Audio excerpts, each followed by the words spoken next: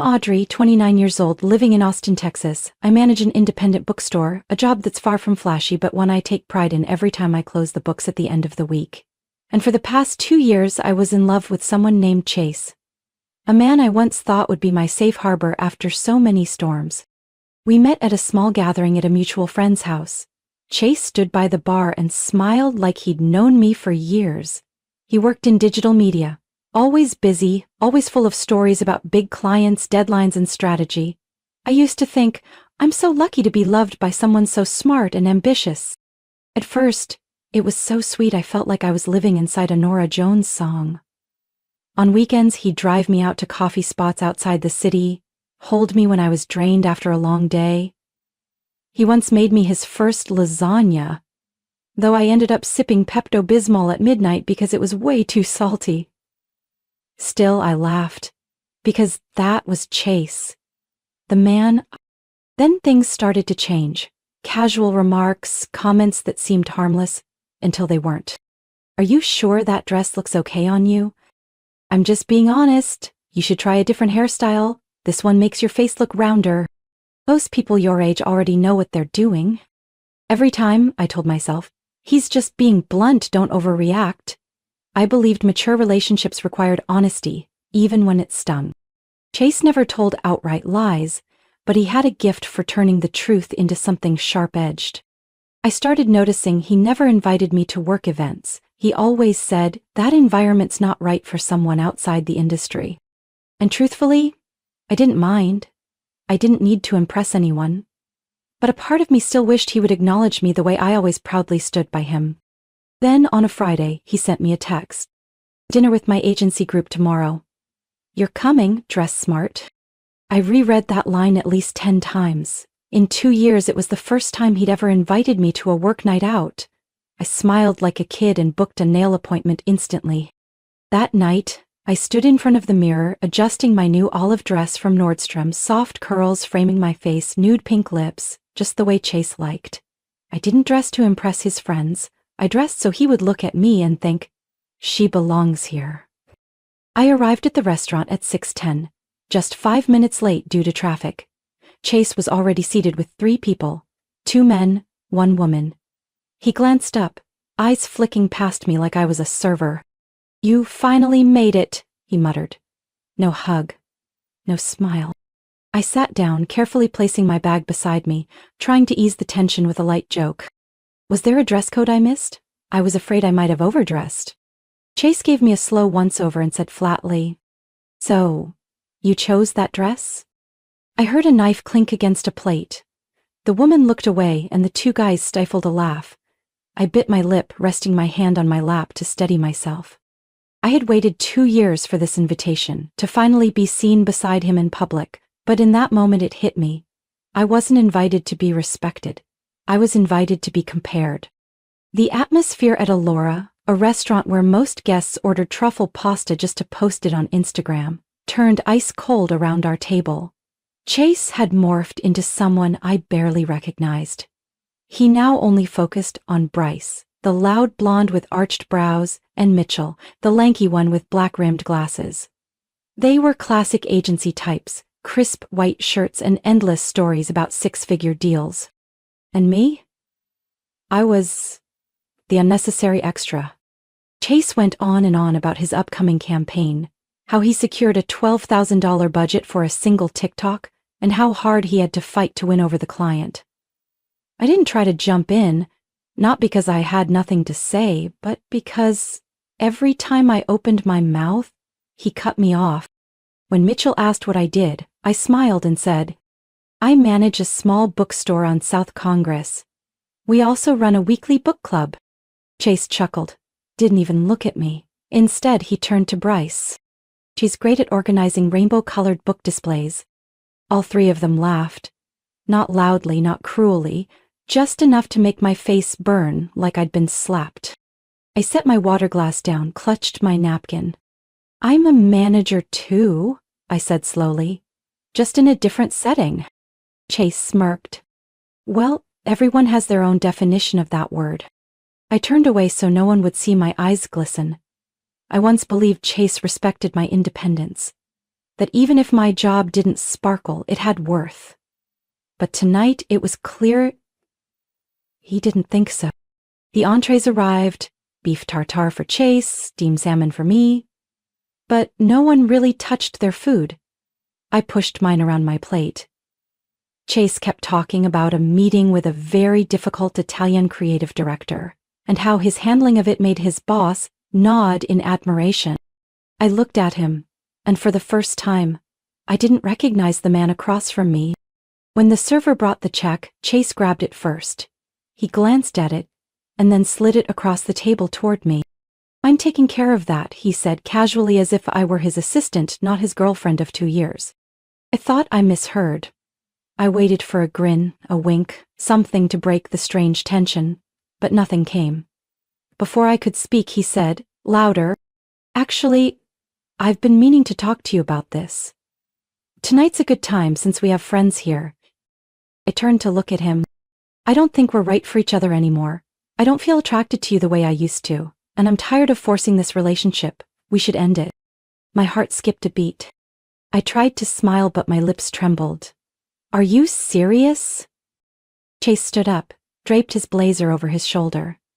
"A girl like you should be grateful I even chose you." It felt like the entire restaurant fell silent for a few seconds.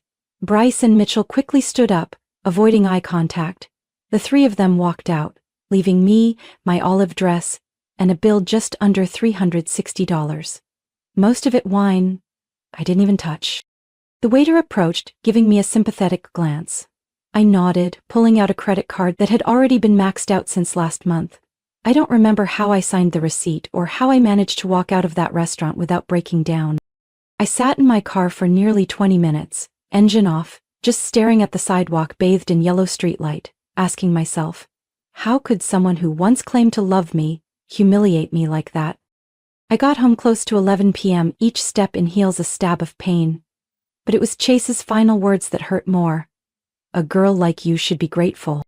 I collapsed onto the couch, mascara smudged from tears, a cold glass of water shaking in my hand. My mind could only circle one question. Who was that person? I opened my phone and scrolled through old messages with Chase. Goodnight texts. Photos from our trips. Those times he said, "I'm working on strategy for a new client." What once felt like love now looked like a disjointed string of half-truths. I called Emelina, my best friend and someone who had known Chase back in college at UT Austin. When I gave her a rough summary of the night, there was silence on the line before she finally said, "Are you sitting down?" I froze. "You know something, don't you?" Emily sighed. "Audrey, do you remember when we ran into Chase at the alumni mixer last year? I told you he didn't seem like he was doing what he claimed, and I wasn't the only one who thought that." I held my breath. "What do you mean?" Emily explained.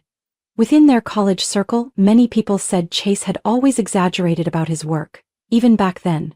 He once claimed to intern at a prestigious ad agency, but in truth he was just doing subtitle work for YouTube videos. "And recently," she continued, "I overheard a friend named Kevin who works at the same company as Chase, talking about a guy who's always missing deadlines but constantly bragging on LinkedIn. I asked for the name and guess who?" I barely needed to guess. Chase? Bingo. I sat quietly. In my mind, the carefully constructed house of memories began collapsing in silence. All those late nights Chase said he was in meetings. All the times he claimed he had dinner with clients from LL. The polished office photos on Instagram. Stock images. Emily added, "If you want to double check, I can text Kevin. He's nice, won't mind." Agreed, even though part of me still couldn't believe things had unraveled this far. Not long after, I got a message from an unknown number. "Hi Audrey, this is Kevin, Chase's coworker. Emily said it was important, happy to answer anything." My heart pounded as I typed the first question. "Is Chase really a senior account manager at your company?" Kevin replied faster than I expected. "Senior what?" "Chase is an assistant project coordinator. He doesn't manage clients, he assists with admin, schedules meetings and takes notes." I bit my lip, then asked, "What about the campaigns he says he's leading, or international business trips?" Kevin's next message sent a chill down my spine. Audrey, Chase hasn't left the state since joining. The presentations he said he led, he just made the PowerPoint slides. He wasn't even one of the speakers. Everything was a lie, not just to me, but to everyone. I didn't sleep that night. I sat by the window, hugging a pillow, eyes fixed on the dark. His once harmless comments echoed like blades. You should try something more practical. Maybe you just don't get how big campaigns work. People in my field are busy in a different way. It wasn't that I wasn't good enough, it was that he wasn't real. Around 4 a.m., I jumped out of bed, opened my laptop and started digging. I reviewed every message, every photo he sent. The day he claimed he was at a meeting in Chicago, I found a selfie he took in my own living room. The background showed a pillow I crocheted.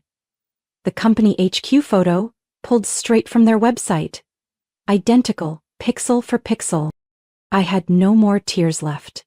But I knew one thing, if the truth had come out, I wasn't going to let it go to waste. The next morning, just as I was sipping cold coffee, a text from Chase popped up unexpectedly. You're still coming to the birthday dinner, right? My mom's really looking forward to seeing you. Make sure you wear something cute. We have big news to share. I stared at the screen. My heart no longer raced from emotion. It clenched from a mix of rage and disbelief.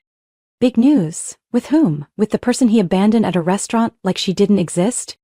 Clearly, Chase was still putting on his perfect performance for his family, pretending we were the ideal couple. Maybe he needed me to show up just a little longer to keep the mask intact. And maybe I'd help him keep that illusion, just long enough to tear it down from the inside. I called Emily and told her everything. She was quiet for a few seconds, then said just one thing. You want to expose him at the party? I'm coming with you. We met at a coffee shop down the street. Emily brought her laptop and I came with a thick stack of notes covered in evidence. We started planning like two seasoned strategy analysts. I went through all my messages with Chase. Those times he said he had to travel to Denver but checked in at a local gym instead. His stories constantly contradicted. One day he was meeting a creative director, the next he said he worked independently. I opened our photo albums and cross-referenced the pictures Chase had posted on social media. Half of them were pulled straight from the company website. Emily looked up. Did you see that photo of Chase sitting in the office with a nameplate that says Creative Director? I nodded. She flipped her laptop screen and reopened the link I'd flagged before. Here, she pointed to the original image on the company homepage. That's Chase's actual boss. He pasted his face over someone else's. I laughed quietly, more in disbelief than humor. The man I trusted had turned his whole life into a staged production. 2 days before the party, I decided to text Ethan, Chase's cousin, someone I'd chatted with a few times during Thanksgiving last year.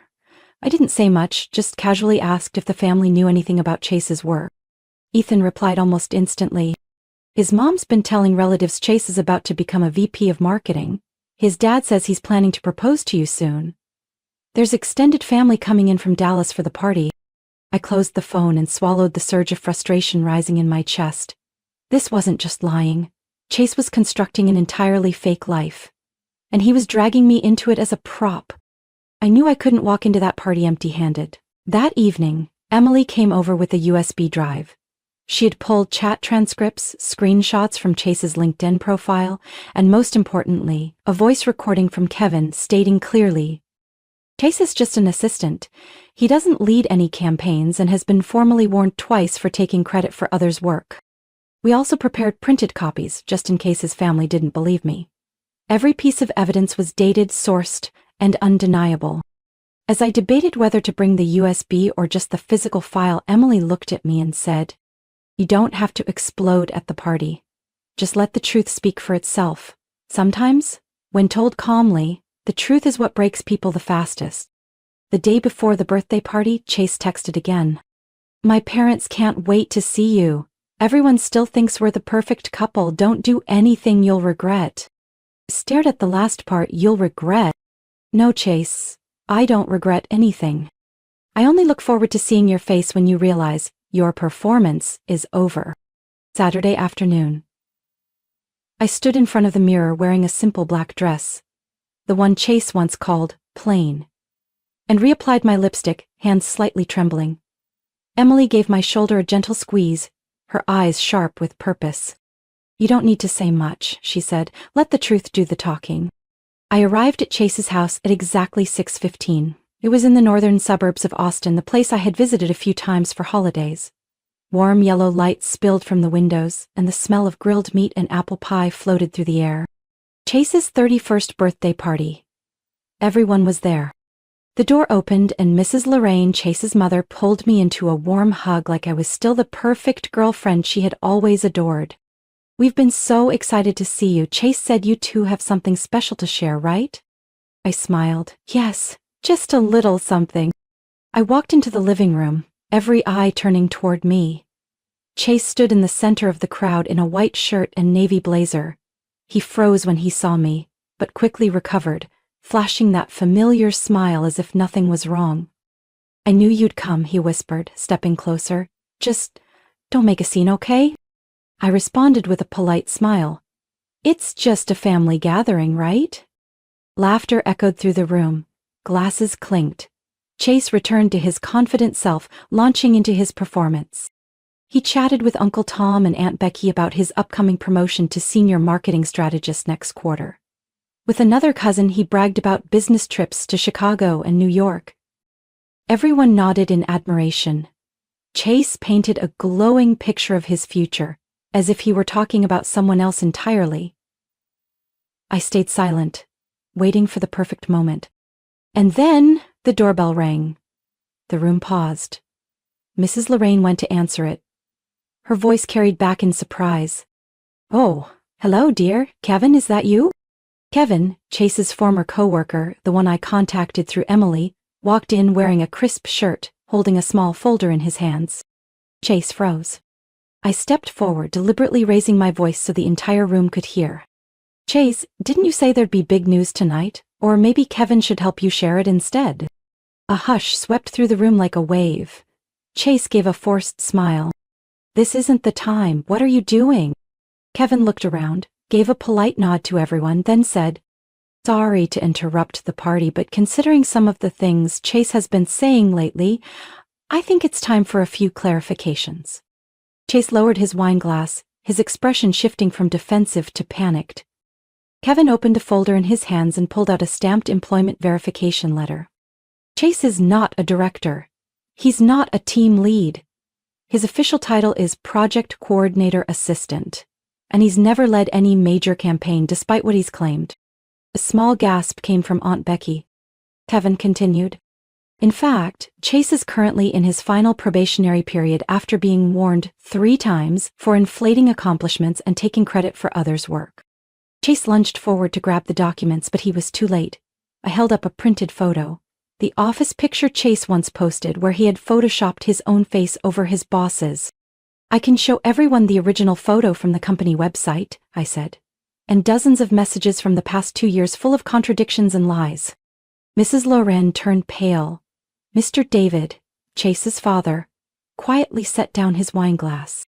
I took a deep breath and continued, my voice firm but calm.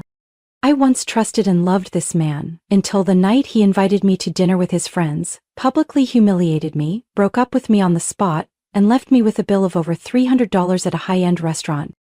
No one spoke. The entire room was weighed down by silence. Chase flushed red and stepped forward, shouting, "You're making this up. You're performing in front of my family." I didn't answer. I just looked him in the eyes, without anger, without yelling. Kevin placed another copy of the documents on the table and nodded toward me. "Everything's in here. Anyone can verify it." I pulled out my phone and played a voice memo, a recording of Chase bragging that he was chosen to present in place of his boss on a major project. Kevin listened for a few seconds, then confirmed. "That clip's from a team meeting, and the person presenting was our boss. Chase was just advancing the PowerPoint slides." Chase stood frozen, jaw clenched. His eyes darted around the room. No one stepped in to defend him. At last, Mr. David spoke. "We need to have a conversation. Not now, but tonight." Mrs. Lorraine just looked at me, her eyes glistening.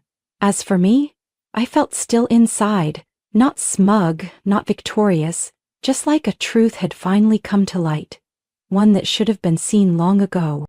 The dining room turned cold, as if someone had dropped a block of ice onto the table. Chase stood there, fists clenched, eyes scanning the room, searching for an ounce of support, but found none. Even his mother, Mrs. Lorraine, sat silent, wringing her napkin in her lap. After a long pause, as if he couldn't bear the silence anymore, Chase snapped. "You planned this, didn't you? You've always been jealous of my career, and now this is your way of tearing me down." I said nothing. I just looked at him, the same man who once claimed he'd protect me from everything, now blaming me to cover his own collapse. "I have nothing to be ashamed of," he barked. "Maybe I exaggerated a little. Everyone does that. What about you, Audrey? What's so impressive about your tiny little bookstore that gives you the right to look down on me?" The room shifted. No longer surprise, disappointment was now painted on every face. Mr. David looked up, voice raspy. "Do you even realize what you've just done, Chase?" Chase turned, ready to argue, but Mrs. Lorraine cut in before he could speak. "You didn't just lie to your girlfriend," she said, voice trembling. "You lied to your entire family." She shook her head. "I used to believe you were someone responsible. But today, I don't know who you are." Chase let out a bitter laugh, clinging to the last shred of pride. "Of course, so now everyone's on her side?" Ethan, Chase's cousin who had been silent the whole time, finally spoke. "No one's on any side, we just want to know which parts of your story were actually true." Chase stayed silent, not out of guilt, but because there was simply nothing left to defend. He turned to me, eyes full of rage. "Do you ever stop to think about why I had to make all this up? If you hadn't always expected so much from me, I wouldn't have needed to hide anything."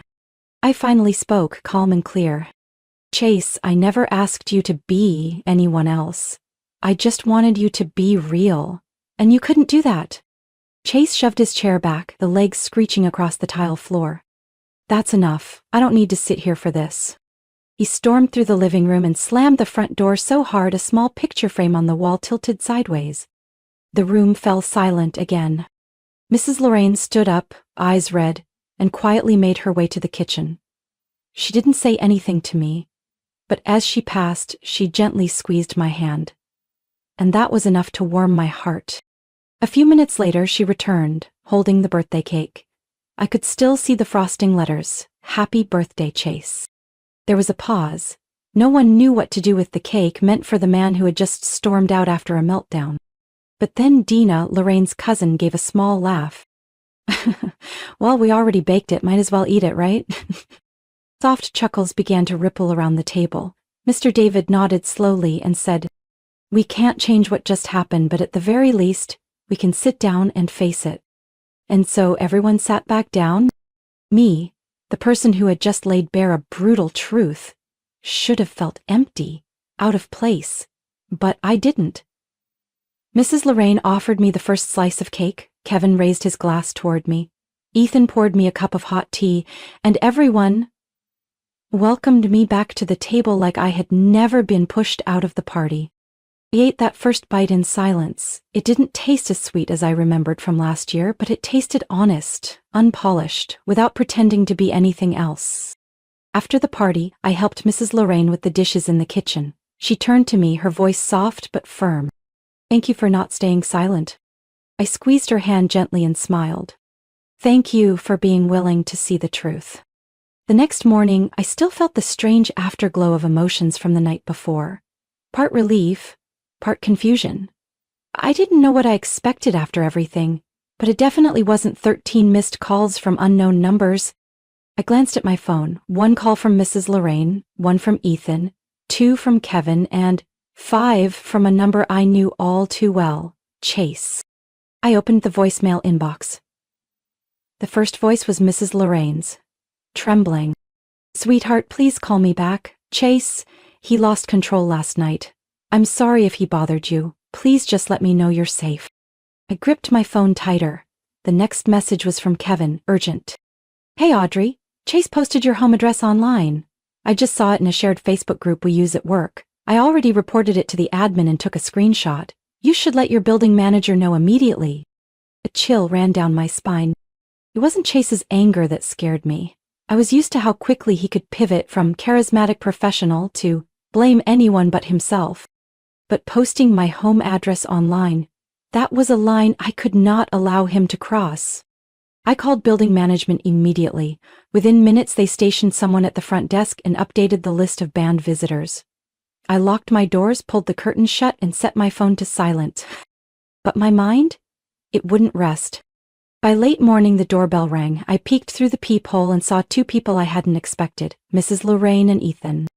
I opened the door. She hugged me instantly, a silent apology. Ethan held a brown paper bag. Cinnamon rolls from my favorite bakery. I invited them in. We sat at my tiny dining table, the one with the wobbly leg I still hadn't fixed since last month. Chase drank a lot after storming out of the party, Mrs. Lorraine began, her voice hoarse. He came home totally out of control, broke things, shouted, then stormed off again. I thought he went to meet friends, but I had no idea he went to your place. I sat still. He actually came here? Ethan nodded. The building manager stopped him. But Chase caused a major scene downstairs. He was yelling awful things about you, even saying he was going to expose the truth. Security had to threaten to call the police before he finally left. I wrapped my hands tightly around my teacup. Mel also posted my address. Kevin sent me a screenshot. Mrs. Lorraine covered her face. Oh, God. I don't even know how many times I should apologize. Chase is no longer the son I thought. I raised. I didn't respond. I simply looked at the two people sitting across from me, who had no reason to apologize but still chose to show up, bringing kindness instead of denial. Ethan pulled out his phone and opened a text thread. You should know this, Audrey. Chase has done something similar before, back in college. I furrowed my brow. Similar how? He made up a story that he was a research assistant for a marketing professor, bragged to his friends, even printed fake business cards. When the truth came out, he transferred schools just to avoid facing it. I sat still. The picture of who Chase really was became clearer. A long chain of facades, each thicker than the last, to hide an aching void inside. Since he was little, Mrs. Lorraine whispered, he always compared himself to others. I thought, praising him would build his confidence. But maybe I was wrong. No one said anything for a moment, just the soft clink of a spoon against porcelain and the scent of cinnamon rolls drifting quietly through the small kitchen. I looked at Mrs. Lorraine. I don't blame you. Or Ethan. But if he keeps going like this, there might come a time when there's no one left to help him. Ethan nodded. We understand. And this time, our family's done covering for him. Before they left, Mrs. Lorraine hugged me one more time. Thank you for speaking up. 3 weeks after the night Chase caused a scene outside my apartment, I received a message from Kevin. He was officially let go today. There's no coming back. I stared at the text on my screen, not with anger or satisfaction, just relief. Like a final door had quietly closed behind me, sealing off everything I no longer needed to carry. According to Ethan, Chase had left Austin and moved in temporarily with his uncle in Tucson, Arizona, after being terminated for unethical conduct and damaging the team's reputation. The future director title he clung to collapsed with no fanfare, because it was never real to begin with. But less than a week later, I started receiving messages from strange Instagram accounts. No photos, no names. The words were all too familiar. I know you still think about me. You ruined everything. Happy now? Audrey, if you don't respond, I'll come again. I blocked each account coldly, without hesitation. Chase still refused to let go of the illusion he built. But I wasn't the same woman he left behind. I changed all my passwords, installed extra security cameras at my door, and notified building management to permanently update their banned list. But what gave me the most peace was knowing I wasn't alone anymore. Kayla, Chase's cousin, had become my regular Saturday coffee friend. She had that sharp-edged honesty of someone who never believed his stories in the first place, paired with a warm heart that made her company feel effortless. We'd sit in our favorite bakery, order cinnamon rolls like the ones her mom once brought, and talk about everything except Chase. As for Kevin, since that birthday party, we'd grabbed lunch a few times, sometimes dinner. Not dating, neither of us rushed. But there was something calm about the way he asked, "You doing okay today?" without needing a long answer. We shared dumb memes, debated punctuation placement in emails, and sometimes sat in silence that didn't feel awkward at all. I returned to my job at the bookstore and even started taking some evening writing classes, something I'd put off for too long while chasing after someone who never thought I was enough. I also rearranged my apartment. That old sofa, where I once cried after the restaurant disaster, was replaced with a beige armchair I'd always loved but never dared to buy. The framed photo of Galveston Beach Chase once gave me came down, replaced by a cork map filled with tiny stickers. Places I want to visit, alone, or with someone who truly deserves to go with me. One night, while making tea, my phone buzzed with a message from Ethan. "You doing okay? I heard Chase just came back to Texas, but according to Mom, this time it's for treatment." I set the phone down. I didn't respond right away. I wasn't sure how I felt. Maybe indifferent, maybe quietly relieved, maybe hopeful for him, but not because I still cared. Because everyone deserves a chance to change, if they truly want it. But me, I had already moved forward. That night, with spring air drifting through my window and the smell of old books still clinging to my sleeves, I sat down to write the first lines of my short story. About a girl who once thought she was small in someone else's eyes, until she realized she never needed their gaze to grow. I looked back on everything. 2 years with Chase. The self-doubt. The lonely nights that felt unbearable. And I smiled. Because I knew I had left that toxic relationship before I lost myself completely. Don't regret it. I don't resent him. I'm just grateful. Because sometimes the people who hurt you the most end up being the very door that leads you to freedom. Audrey's story is a powerful reminder that people don't always leave because you're not enough. They leave because they can't handle the truth once you finally see them for who they are. In a world full of polished illusions, staying true to your values and speaking the truth is the greatest form of self-protection. Walking away from a toxic relationship is not failure. It's the beginning of freedom, growth, and a life built on authenticity. What do you think about Audrey's journey? Have you ever experienced something similar? Share your thoughts in the comments below, and don't forget to follow the channel for more powerful stories about life, love, and family.